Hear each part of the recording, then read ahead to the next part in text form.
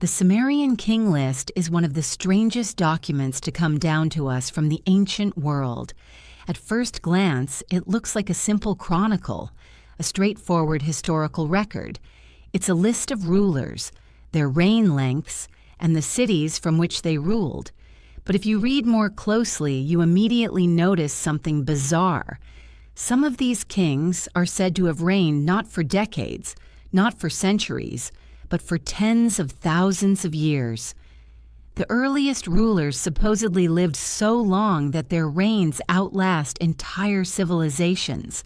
If the text is taken literally, human kingship stretches back not just thousands, but hundreds of thousands of years into the past, long before historians believe organized civilization even existed.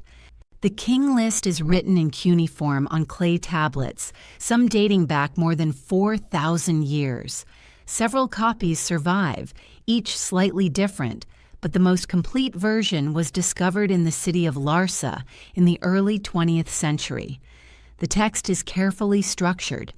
It begins with the phrase, "Kingship descended from heaven," as if political authority itself were a divine gift granted by the gods. Kingship then settles in a particular city. One king rules for a set time, and then authority moves to another city. The text continues in this way for line after line, century after century, until the age of the flood. At that point, the entire cycle is interrupted. The flood sweeps across the land and kingship disappears. When it finally descends again, reigns are shorter, and human rulers begin to look a little more like us. The earliest portion of the text is the most unbelievable. These are the antediluvian kings, rulers before the flood. Alulim of Eridu is the first name. He is said to have reigned for 28,800 years. His successor, Alalgar, also of Eridu, ruled for 36,000 years. The list then moves on to Bad Tabira, where en-men-dur-ana reigned for 43,200 years. After him came en-men-dur-ana with another 28,800 years. Then Dumuzid the shepherd with 36,000 years. En-sepazi-ana with 28,800 years. En-men-dur-ana with 21,000 years. Finally, Ubara-Tutu of Shuruppak, the last king before the flood, ruled for 18,600 years. In total, the 8 antediluvian kings ruled for 241,200 years.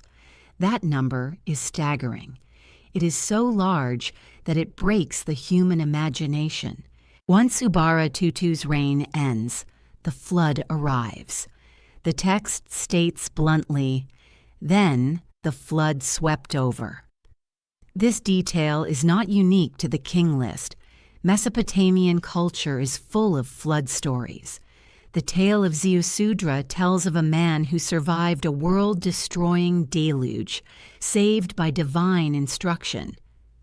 The Epic of Gilgamesh famously describes Utnapishtim, who builds a boat to escape the waters. The King List seems to fold this myth directly into its structure. Before the flood, kings lived impossibly long lives. After the flood, everything changes. Once the waters recede, kingship descends again, and rulers begin to resemble mortals. They still reign for unusually long periods, often centuries, but the numbers gradually shrink. By the time of Gilgamesh, king of Uruk, reign lengths are closer to human lifespans, even if still exaggerated.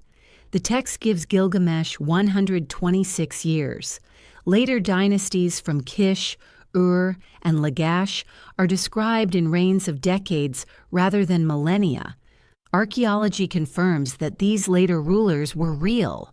The King List is not entirely myth. It blends the legendary and the historical, moving from the impossible to the verifiable. This raises a fundamental question. Why record reigns of tens of thousands of years? Scholars have debated this for more than a century.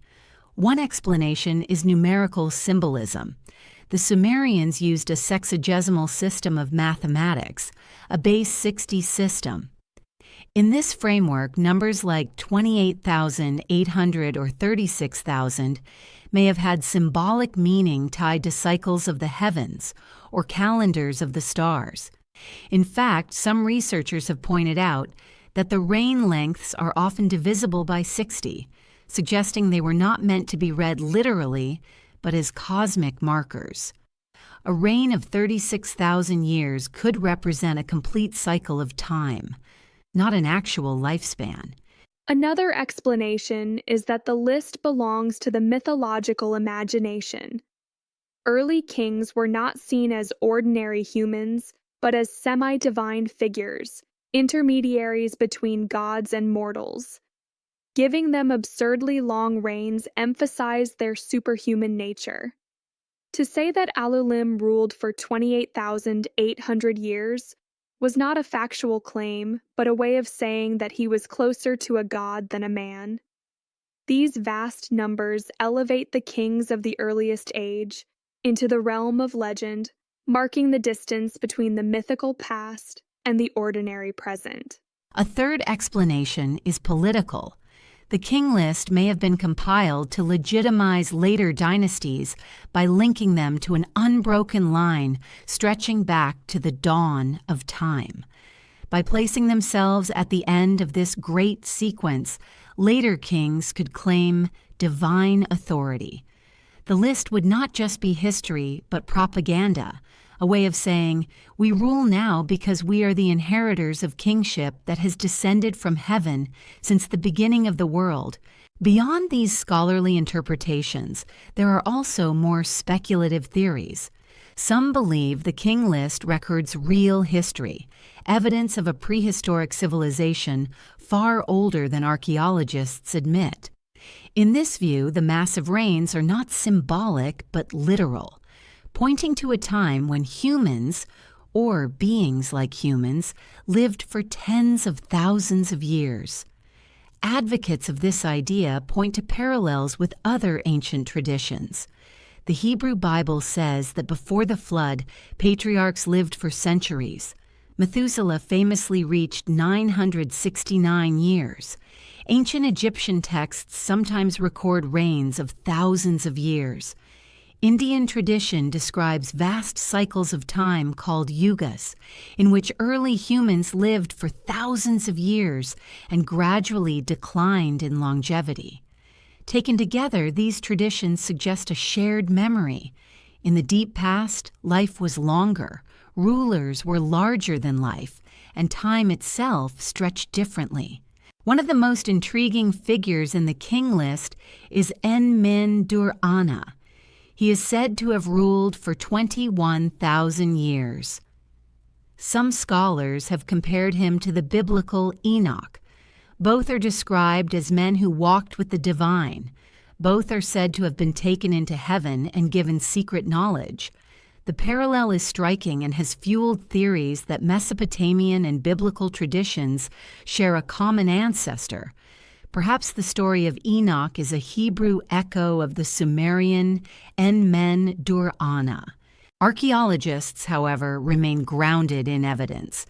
Sumerian civilization, as far as the archaeological record shows, arose around 3100 BCE. The first true cities, the first kingships, and the invention of writing all appear around this time. There is no material evidence for dynasties, tens of thousands of years earlier. For mainstream scholars, the King List is not literal history, but a mixture of myth, ideology, and real record-keeping. It compresses oral traditions, folds in flood mythology, and weaves legendary rulers with historically verifiable kings. Yet the fascination persists. For some, the King List is proof of ancient aliens, with non-human rulers guiding early humans. For others, it is a surviving memory of Atlantis or some other lost civilization. For many more, it is simply one of the strangest relics of humanity's attempt to understand its origins. What makes the King List especially compelling is the way it blurs the line between myth and history. On the one hand, it gives us kings we know existed, like Gilgamesh. On the other, it presents rulers with reigns so vast they sound like gods. It is a document that tries to account for everything from the dawn of time to the writer's present, and in doing so, it becomes something more than history. It becomes a cosmology, a worldview, a way of situating human rule within the fabric of the universe. Even today, the text forces us to ask uncomfortable questions. Why did so many ancient cultures insist that early humans lived much longer lives? Why do floods appear as dividing lines in so many traditions? Why did numbers matter so deeply to ancient peoples that they encoded them into their history? We may never know the answers, but the Sumerian King List ensures that the questions continue to be asked. It is not just a dusty tablet, it is a riddle carved in clay, a puzzle from the dawn of writing. It invites us to wonder whether history is always straightforward, or whether beneath the surface of dates and names there is another layer, one that points to something forgotten or something deliberately hidden, whether you view it as myth, mathematics, propaganda, or evidence of something lost.